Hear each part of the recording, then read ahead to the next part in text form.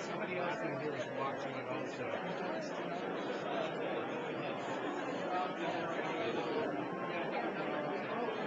I think they're streaming it on the law school down in the plasma cam. I think they're streaming it on the plasma cam. We're everywhere.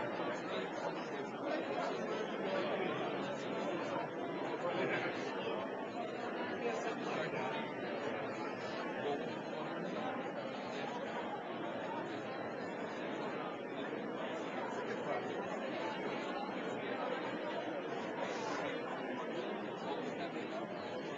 All right, why don't we get started? Let's get started with, let's start taking care of some of the housekeeping details. First of all, my name is John Mayer. I'm the Executive Director of the Center for Computer Assisted Legal Instruction, and welcome to the 13th Annual Conference for Law School Computing. Let me take care of these housekeeping. The barbecue on Saturday is hosted and sponsored by our host, Duke University Law School. Thank you.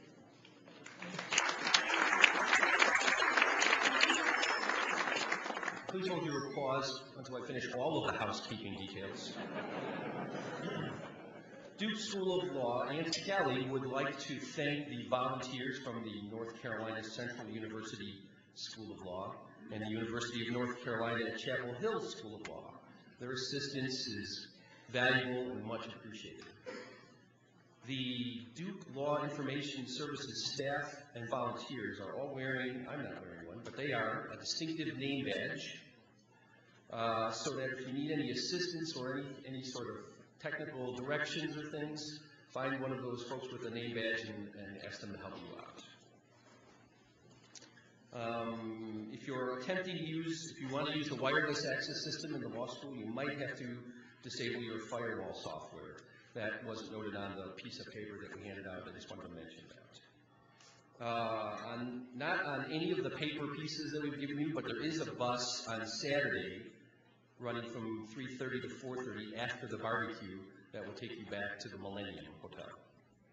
All right.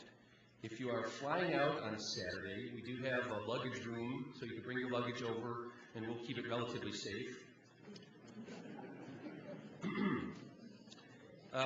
If you get confused about where to find meals or snacks, here's your rule of thumb. Meals are in the tents, snacks are in the logias, whatever those things are. All right. I would like to thank our corporate sponsors, without whom their assistance we wouldn't be able to make this as good a conference as we can make it. And I believe them to be a genuine part of our community, and I'm really happy that they show up and participate. So thank you, Thompson West, LexisNexis, thank you, ExamSoft, thank you, eInstruction, new folks for the first time at our conference, thank you, Software Secure, and thank you, Practicing Law Institute. All right. If you are new to this conference, can I see a show of white pens? How many of you are new to this conference? Wow, that's quite a crowd. Well, if you're new to this conference, I hope you think it's not like any other conference you've been to, which is to say, I hope you feel welcome here. And so if somebody was sitting next to somebody who said, I'm new to this conference, I want you to say, welcome to the conference, all right? Reach over and say, glad you could make it. Good. Now take that attitude and apply it across the next 3 days. because some of the best things that happen in this conference are not in the sessions, but in the breaks and in the lunches and in the interactions and the connections with the people that you make. All right? Most of the sessions are being webcast, so be careful about speaking around the microphones before or after the session. Sorry, hold on. Oh. Hello?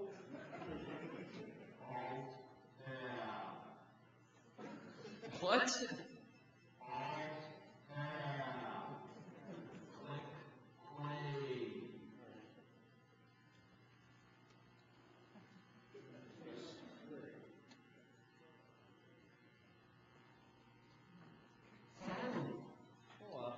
John, you look terrible. Hey, I've been on standby for the last year. Housekeeping, I really don't need your help this year. Now that I've got some CPU cycles, first let me clean up. You did pretty good. Oh, thanks. So, what do you got to say to us today? Well, I just want to remind everyone to turn off their cell phones or at least set them on pause during the sessions. No, that's good advice. That's right. Don't forget to. And don't put me on standby. So, good advice. Don't forget to turn your cell phones off or at least set them on buzz so that they're not disturbing everybody else enjoyment of the conference. All right. If there's anything we can do to help you make this a better conference, by all means, stop by, grab any of the staff or CALI folks, or stop by the registration desk and let us know. We'll do everything we can. Now I would like to finally thank Duke Law School, because their tremendous work, especially Ken Hirsch's tremendous work, has been tireless, and it's really made this a smooth, at least from my viewpoint, a smooth running conference. Really appreciate that Duke is hosting it.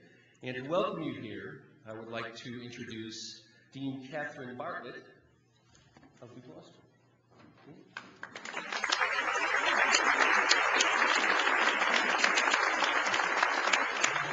Thank you, John. Good morning. You're in the South, it's morning, you know, we just had breakfast, so good morning. That's great, that's great. I'm told this is a really fun, innovative, creative group. I did not bring any show and tell, but I am here to welcome you on behalf of Duke Law School and Duke University. I was told that if I kept this short, I would get one of those nifty pen lights. So that's my goal. I'm really pleased to have you all here at Duke.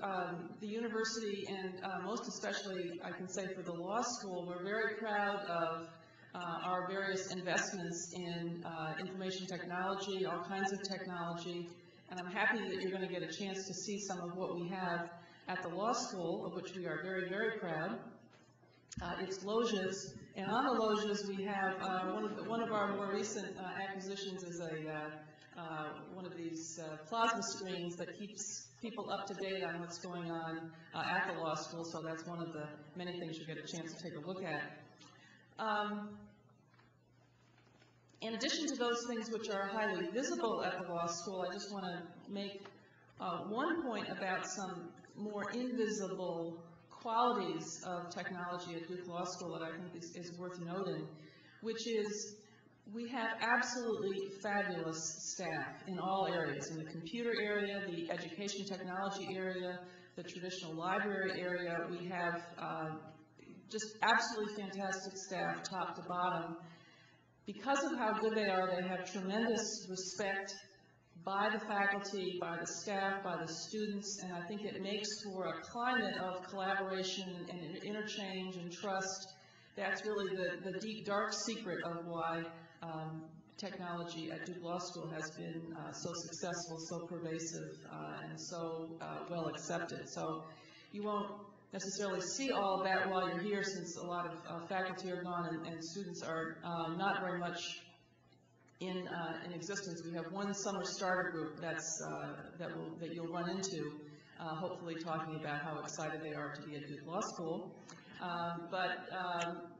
We've tried to leave lots of room for you to be there and to enjoy this conference, to learn from one another. Really, really, really glad to have you here, and I hope you have a great time. Thank you.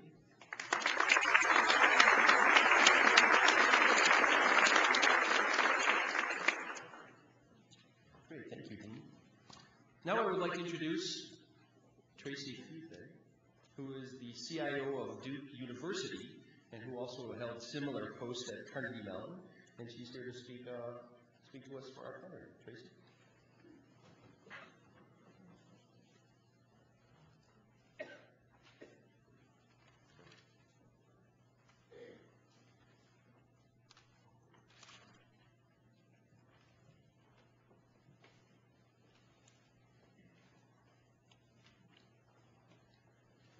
Thanks, John and Kate, and thanks to the group for coming out on this early morning and working your way through the various construction around Duke to get here.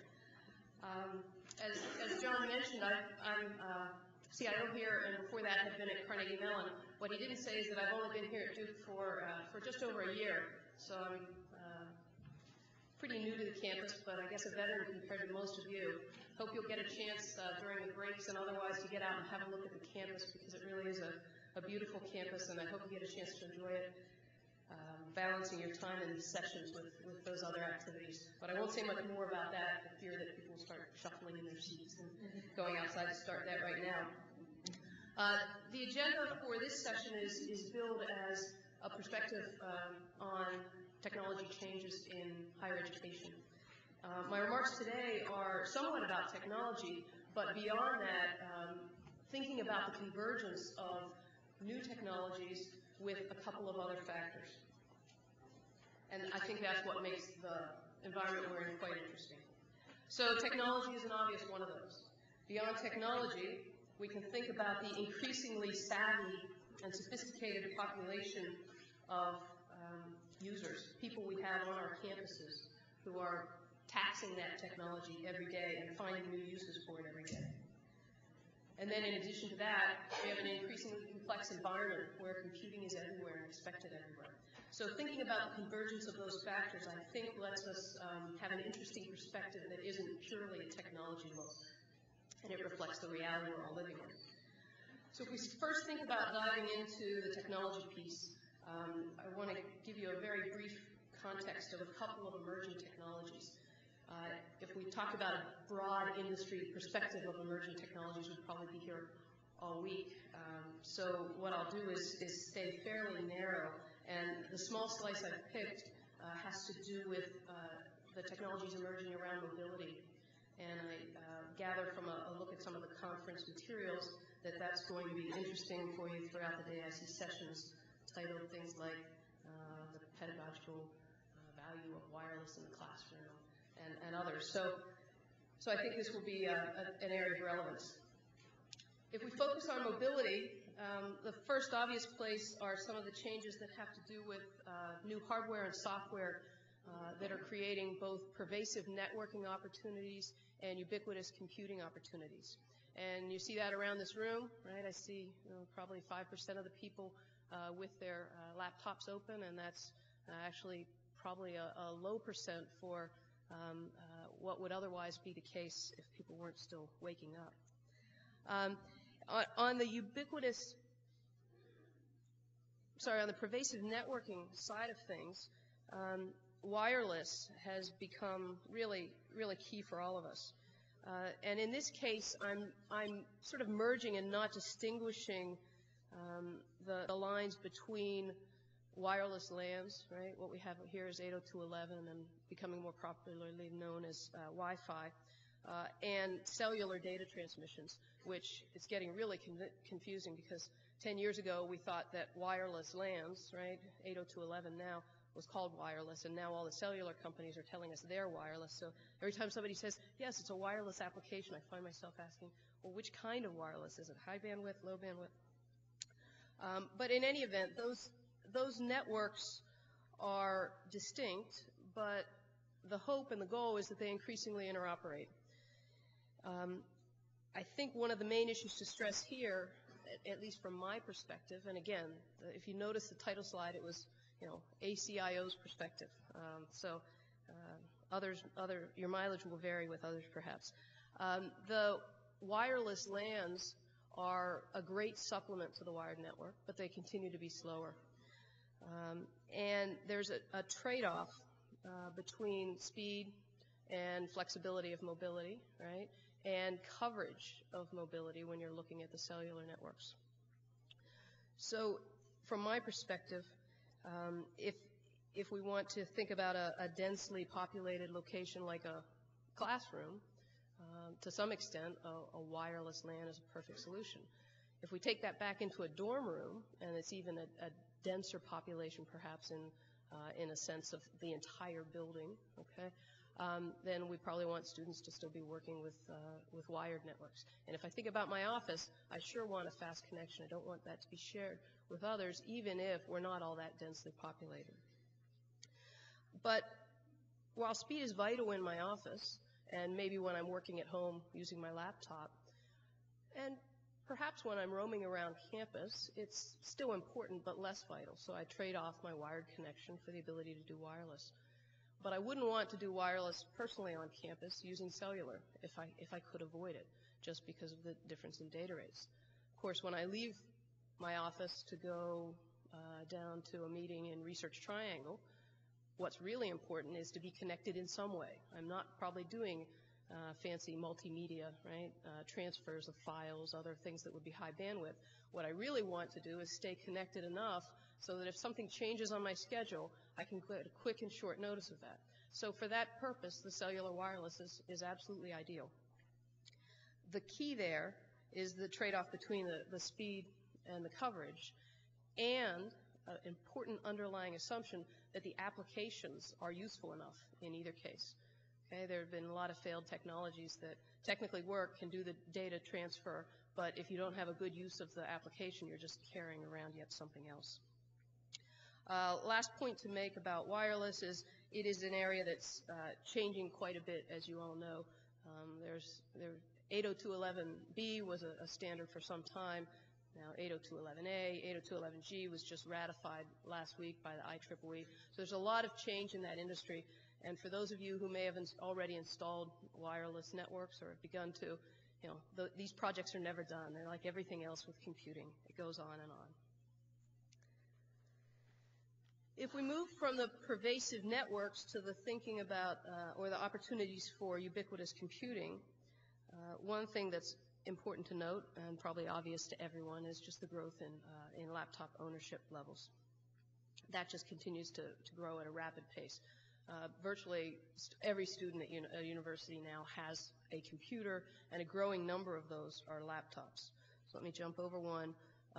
Here's what we've had as growth in laptops. Now these are not data related to the law school in particular. These are the sales from our computer store over the period that they call back to school. So that's several months starting about now and ending in about October. Some students get back to school earlier than others, I guess. And in this case, what I'm showing is just the aggregate, the percentages. And you'll notice that right now we're greater than 80% of the computers that we're selling are laptops. So again, that goes back to this point of laptop ownership growing rapidly. The other thing that's changing a lot are the new form factors.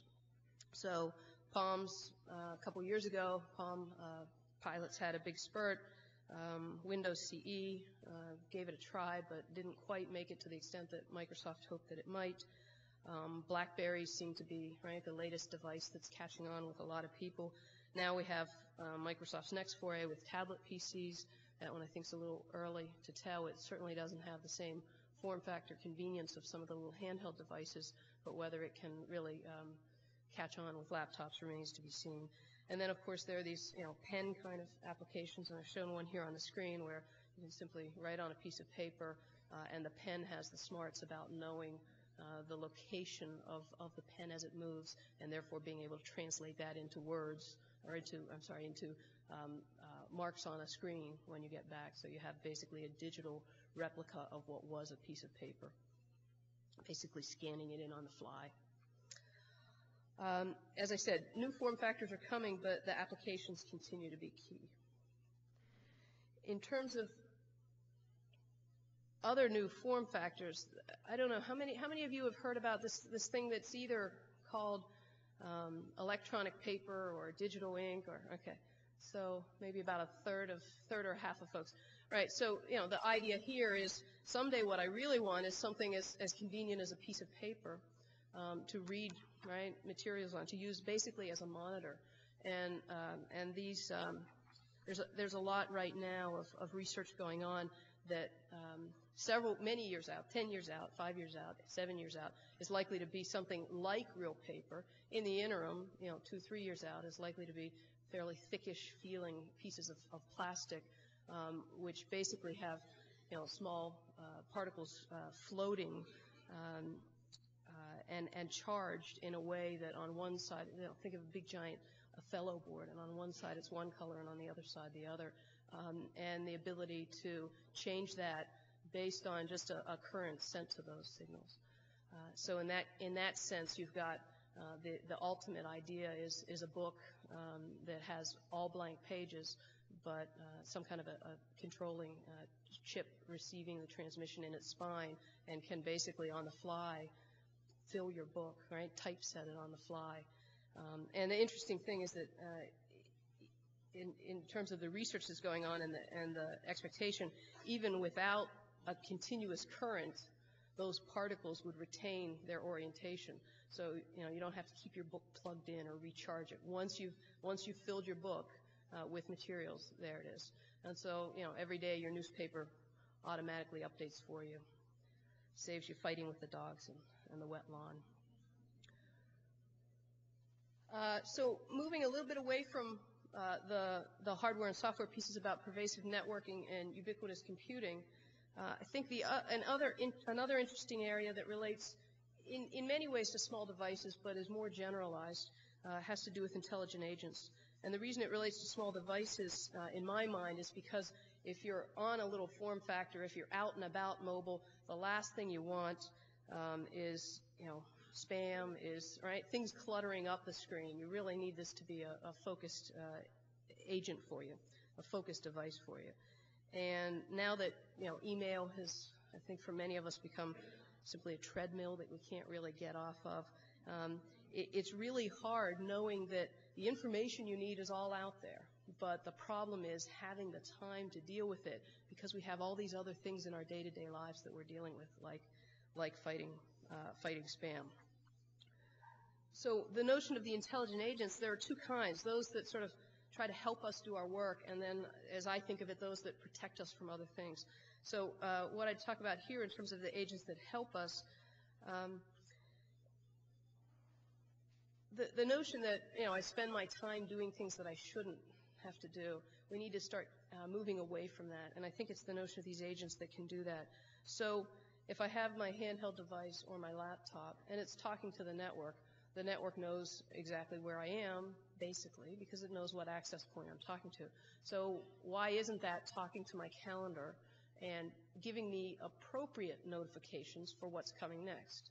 So if I have a 10 o'clock meeting here in the Bryan Center, notify me in 5 minutes, but if it's over in the law school, give me 10 or 15. If it's down in Research Triangle, give me half an hour. And that information, the data are all out there. It's just a matter of pinning them together across the system. And that's the notion of maybe some smart agents that can help us with that. So from filtering email to everything else, how do we get our work done more effectively with computers rather than feel like computers are causing us to have to do more work sometimes on that email treadmill? So here's a couple of reasons why. I don't know if you can read these from the back, but reasons why I think we need agent-assisted computing. So the first one over here on the left is a classroom and somebody raising his hand, asking the instructor to stop because his brain is full. And I feel that way a lot of times, simply just going out and doing a Google search. It's like, wow, how can this was great, but this isn't really exactly what I wanted. And then on the other side, over on the right, there's the person at the pearly gates kind of reviewing his life and finds that he spent 5.73 years deleting spam. So anything that can help us get more productive, we have in many ways become the most precious thing, right? It used to be computing resources were precious, and they were very expensive. And now they're getting cheaper and cheaper. And now it's our time, our cognitive ability, our ability to deal with and process the information and get what we need when we need it that's become the most precious and critical aspect of that chain of computing use. So if we think away from agents that help us and those that protect us, there's a lot of work that's been going on over the last couple of years in an area called Captchas. And the idea here, this is all based on Alan Turing's work in the 50s, was that in the 50s he thought that before too long, by now certainly, a person and a computer could be in two different rooms, and an independent person could be in a third room asking questions of them both. And he thought that the computer would be able to fool the person in some high percentage of the cases. Now, that really hasn't turned out to be the case. However, computers are doing a heck of a lot more now than he probably ever imagined.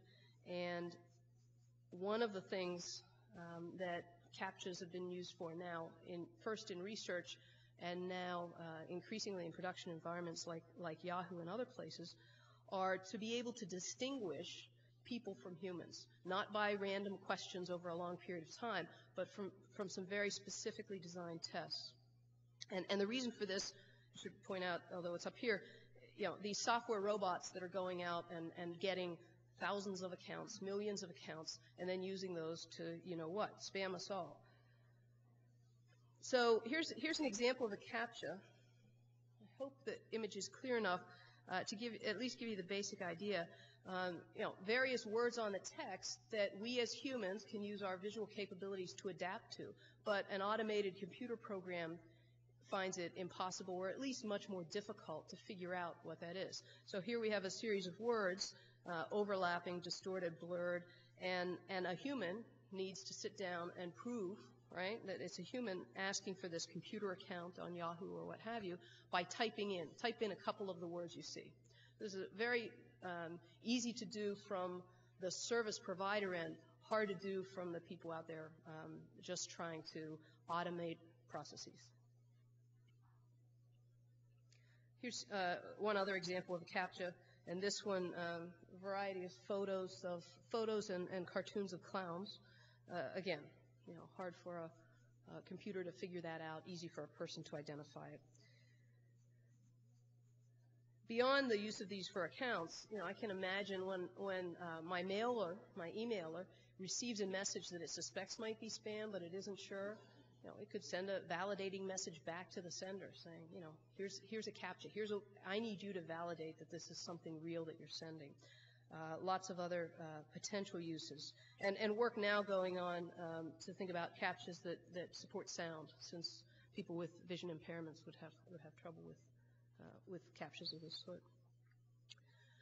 So we talked a little bit about mobility. We've talked a little bit about the hardware, the software, the intelligent agents. So trying to move away from the technology and toward the people a little bit and how that environment is changing. The first thing I would note is that the patterns of our users are just drastically different now from where they were 5 years or 10 years ago. You all know this. You see it every day. Multitasking is mainstream, constant connectivity, and the technology is a hub. So I'll talk about each of these a little bit. The idea of multitasking, this one hit me really hard in would have been 1999. Sorry, I had to think back on the dates.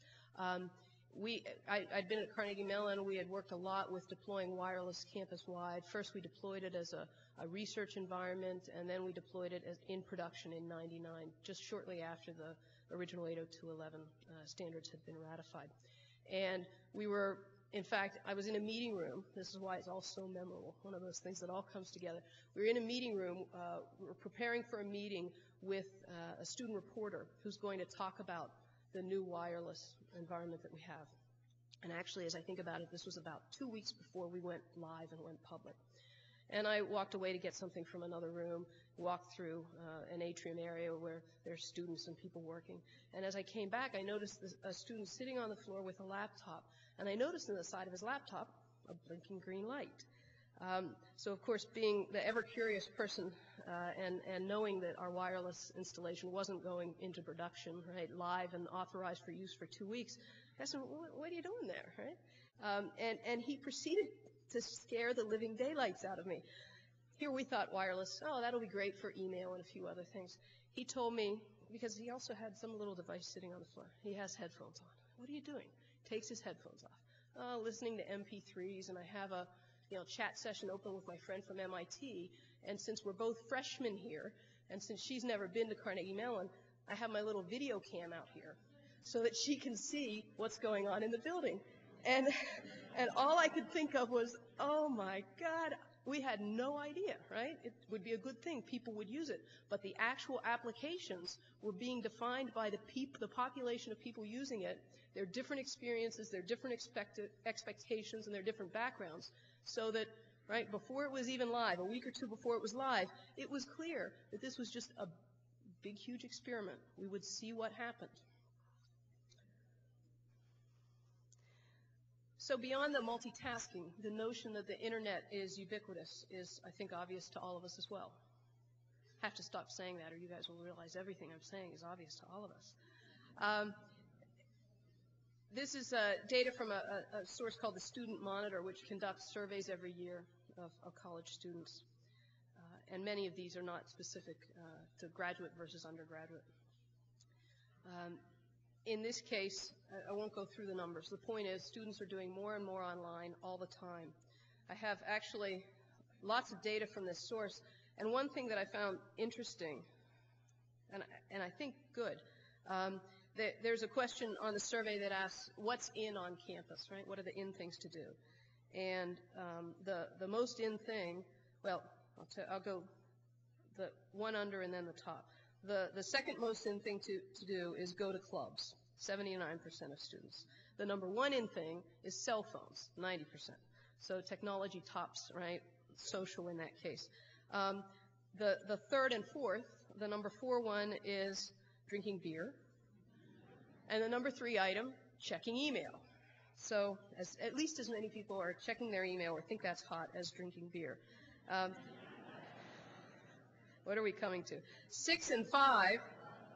6, we have drinking other alcohol. And coming in at number 5, we have the internet. And then if we go on down to round out the top 10, 10 is MTV, 9 is working out, 8 is instant messaging, and 7 is downloading music.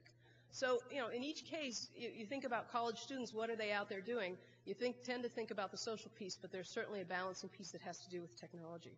And I think it's important to recognize beyond the uses of technology that they provide themselves, right, their own laptops, internet access, the student expectations of what we will be providing are growing as well. So here's a look at how many students expect computers in the classroom, networking, computer options, group technology areas. It goes on and on. And I think you can read all those. The percentages are all basically 40 on the low end and in the 70 range on the high end. The notion that technology is kind of, sort of, right? Not by a lot, but kind of, sort of, trumping some of the social pieces isn't all the way true, because increasingly technology is being used to facilitate social experiences. Internet, instant messaging and SMS from cell phones, right? Instant messaging is the way that I decide what I'm going to do tonight with my friends. And SMS is the technology I use to let all my buddies know, hey, there's something cool going on here right now. Get on over here and we'll all do this. So the technology is enhancing or at least changing the way people socialize. A couple of data up here for you to look at about internet music and some of the students' perspectives on that. Won't go into detail on that one.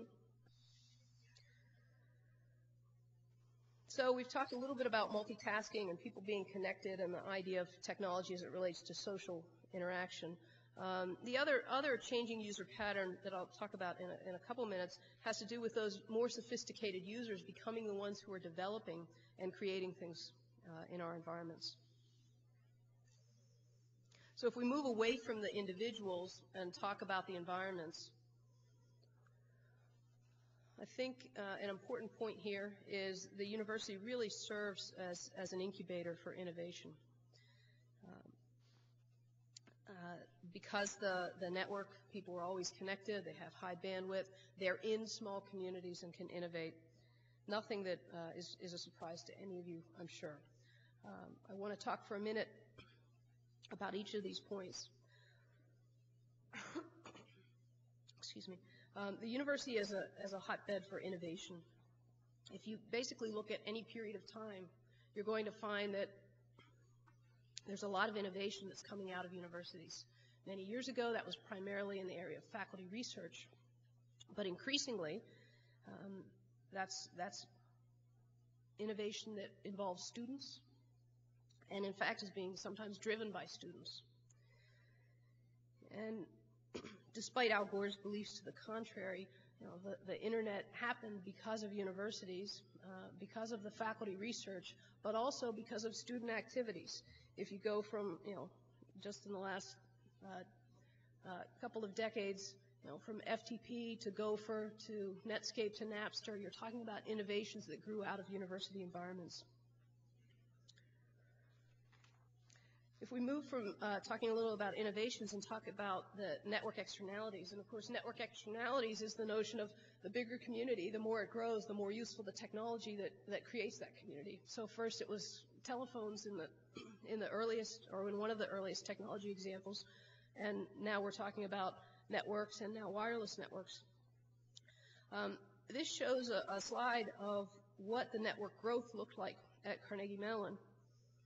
We started doing research in wireless in about '94, and we, the Central Computing Support Organization, before the standards were ratified, began supporting 802.11. Why, thank you. They were right when they said it's a kind group. I've been battling a cold. Excuse me.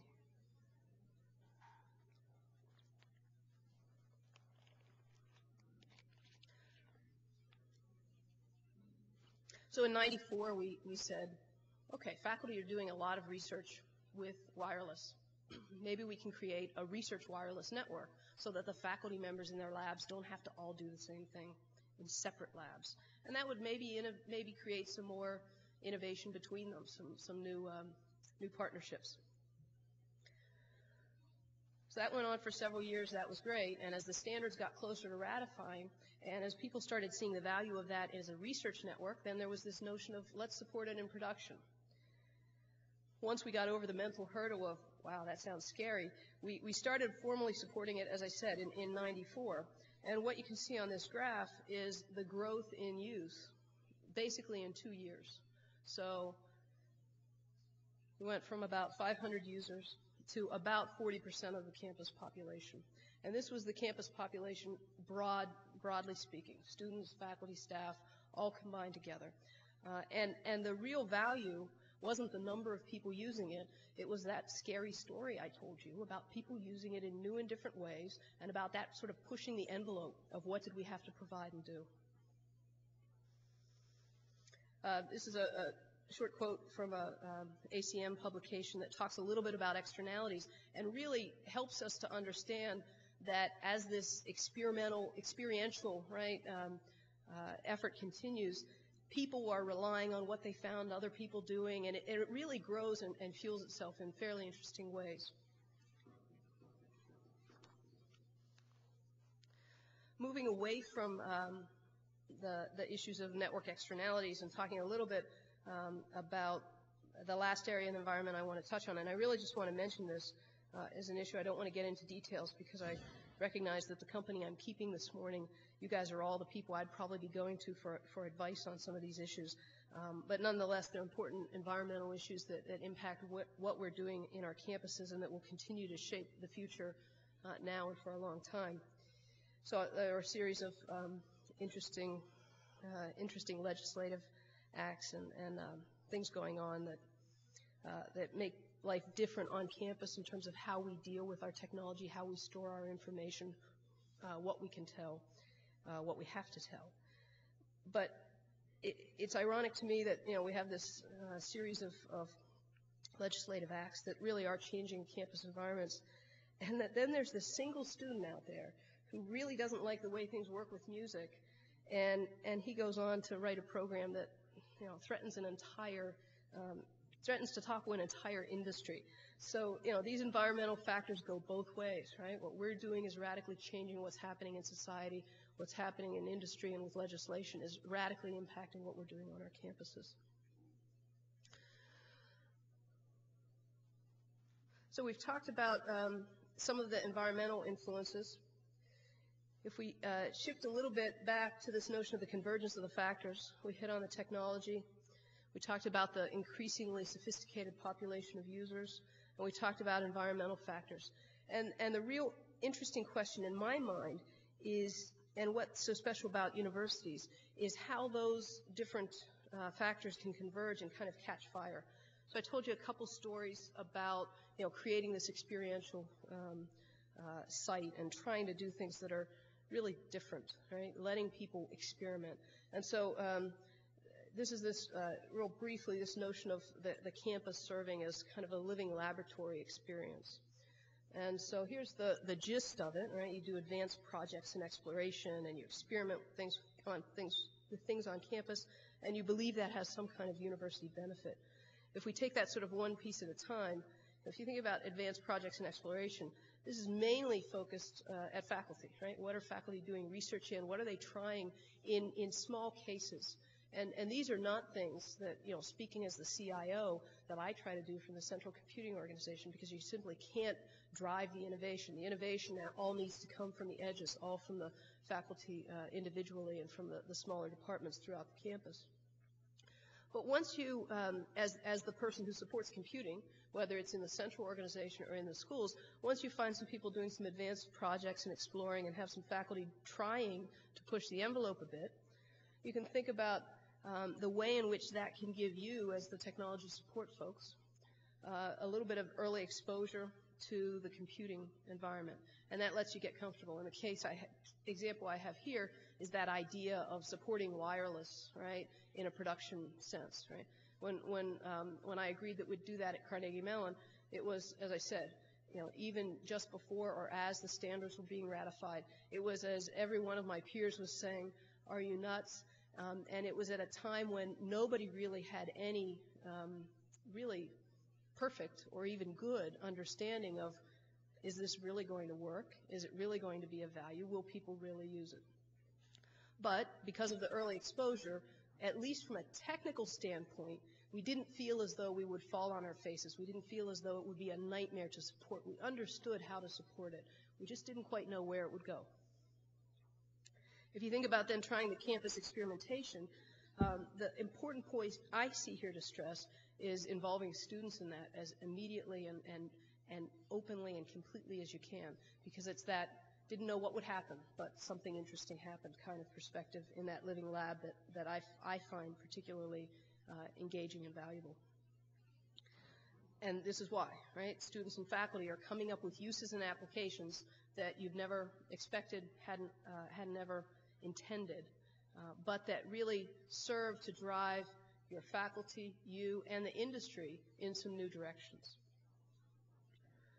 And not only drive them in new directions, but maybe come up with new teaching methods, new courses, new things to do with that technology.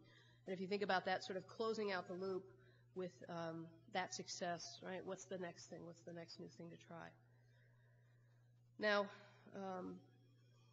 in interest of making sure that I don't make it seem as though everything's always perfect, right, when you try things, it's important to note that, if you have this living laboratory with technology, that's no different than any other laboratory. And you do experiments, and you may think you know what will happen, but you don't really know. And sometimes you have an explosion, and you just hope it doesn't take any casualties with it. And I think, an example in this case is wireless, right? Wireless in classrooms. as I said, I noted on the schedule that there are some sessions about that. And our experience here, Duke has had wireless in place for some time now, and it's served many applications well. At the same time, people were asking, okay, does the good outweigh the bad, right? What about students who get distracted in class? What about unauthorized access at times when you may not want it to happen?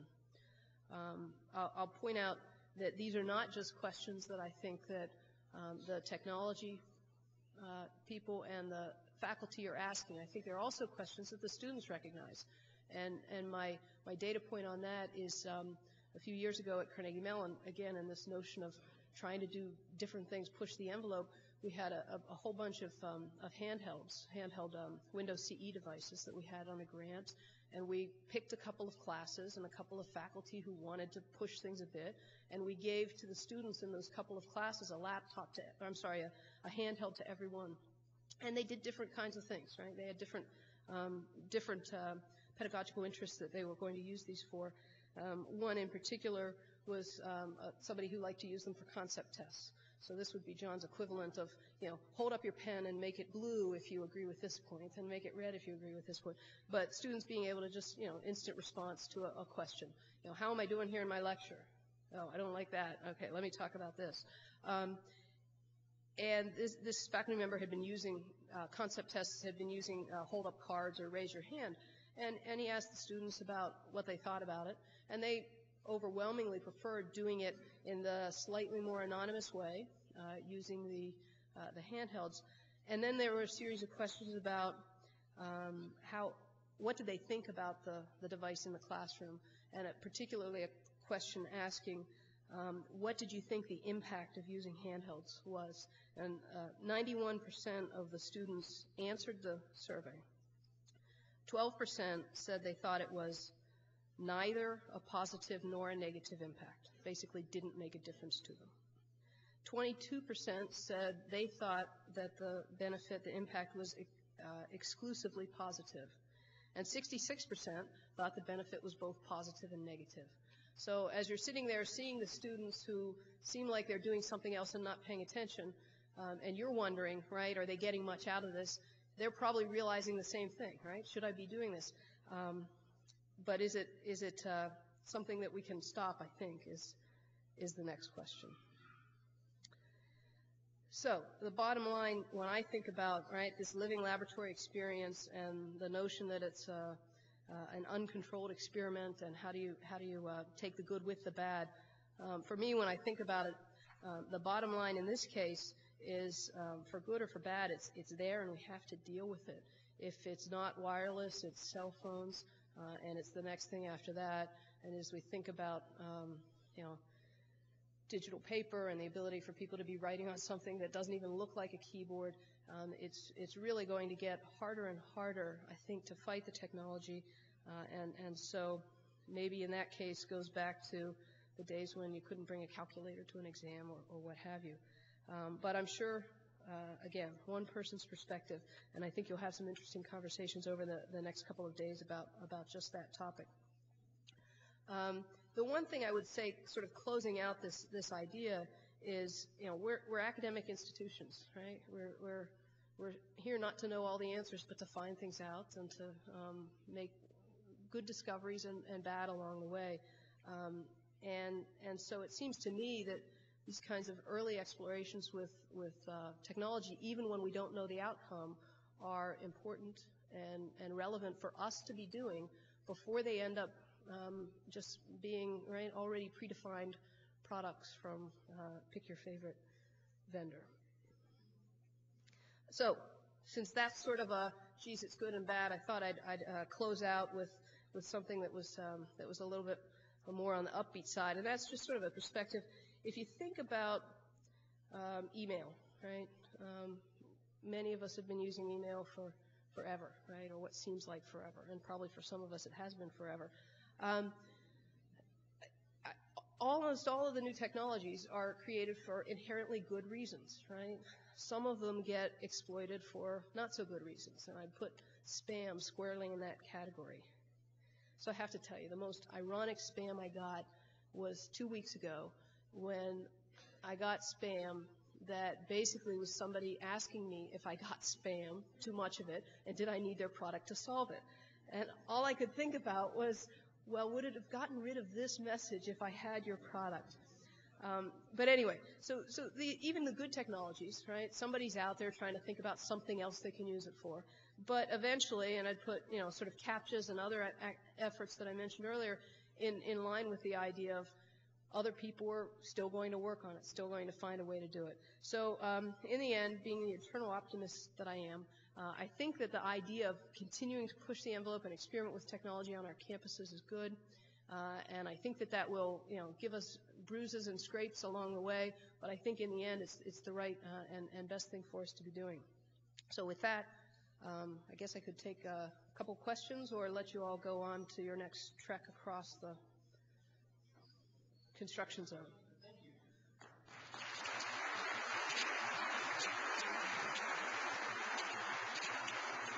A few questions. Okay. A couple questions. Any questions? Yes.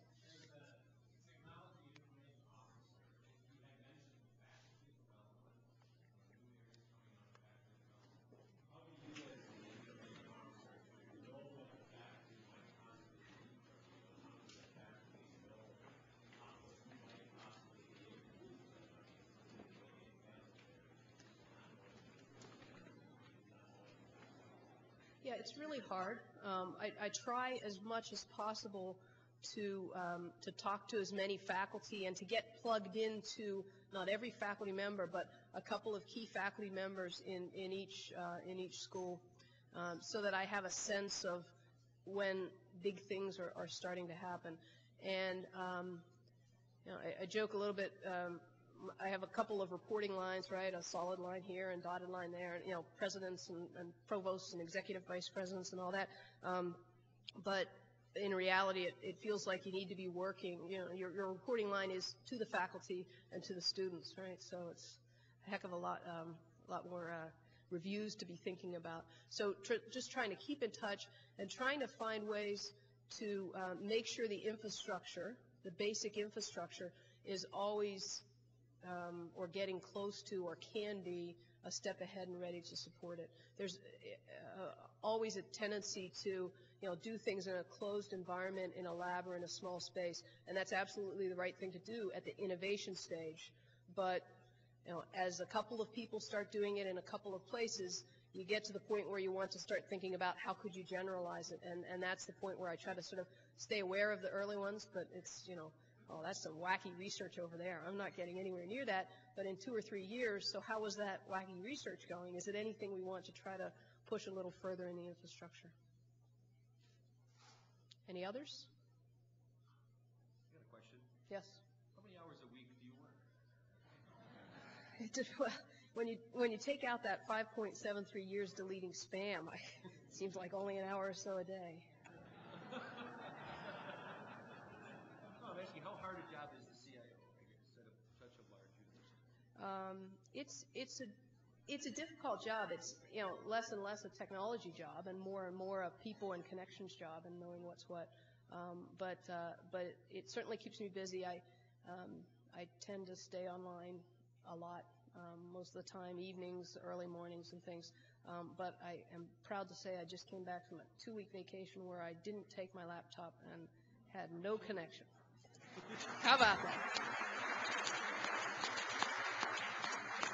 Thanks. Thank you. Thank you. See you all back at the law school. For those of you looking for a bus, if